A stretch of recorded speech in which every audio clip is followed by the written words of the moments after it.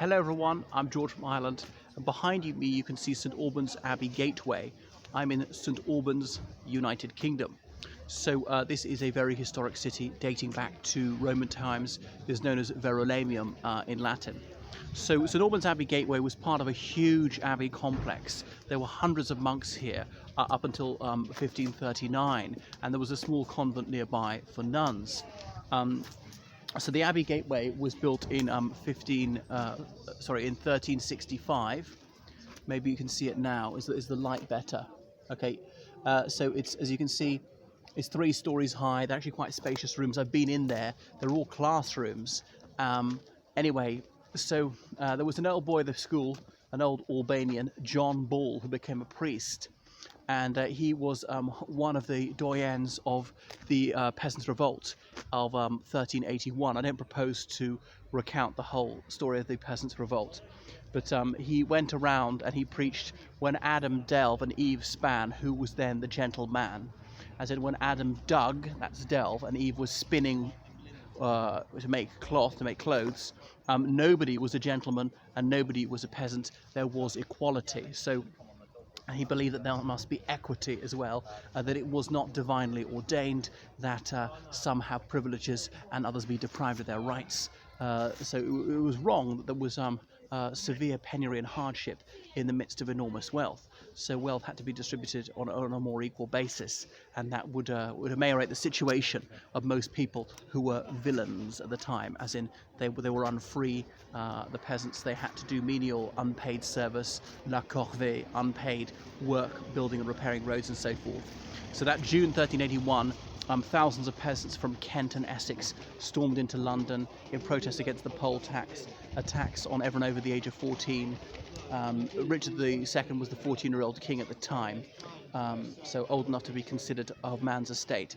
But anyway, the king, he promised that he would grant all their wishes, and so Wat Tyler, the peasants' leader, had actually been killed by William Walworth, the mayor of London, Lord Mayor of London. But the king said, no, I promise to accede to all your requests so long as you go home in peace.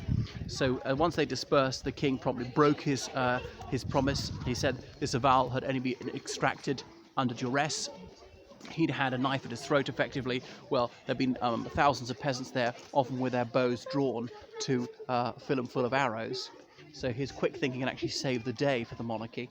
But anyway, the ringleaders were tracked down. John Ball was identified, arrested. He was held here for some time, put on trial, and then punished with death in the market square.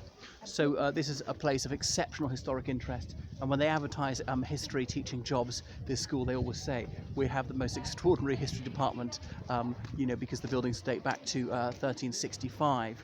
So when St Alban's Abbey was suppressed in 1539, they demolished most of the local buildings. A local magnate used a lot of the stone to build something else. Some of the buildings were turned into private residences, but this was allowed to still stand, as indeed was St Alban's Abbey itself. There it is, the actual place of worship, the Abbey Church, which the Church of England then decided to make a cathedral in 1877. So we can walk through the Abbey Gateway here, and that's all St Alban's School, the staff car park. The pupils are allowed to drive themselves to school, though parking is not allowed. They often have to go out to feed the parking meters with cigarettes mostly.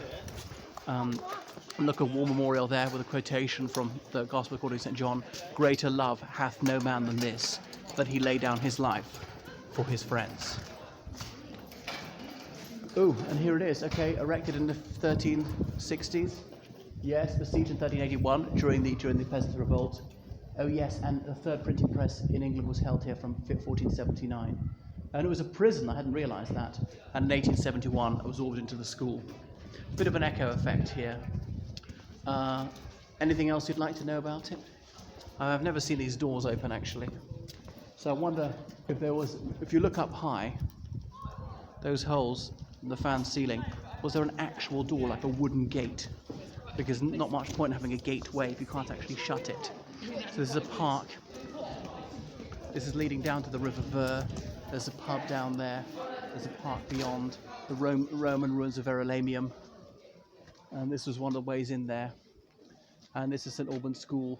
the nerve centre of it, the headmaster's office and so on, the bursars and accounts office, their coat of arms, non natus nobi, we were not born for ourselves, in Latin, and various senior clergy have houses down that lane. So anything else you'd like to see from this side of St Albans Abbey, or the Abbey Gateway, I should say? So history and politics taught in their rather large classrooms, very high ceilings. I'm not sure why, sort of rather wastefully high. There you got an idea of it.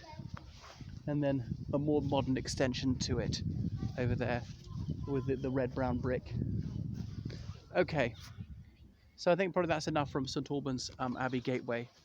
All right, toodaloo everyone.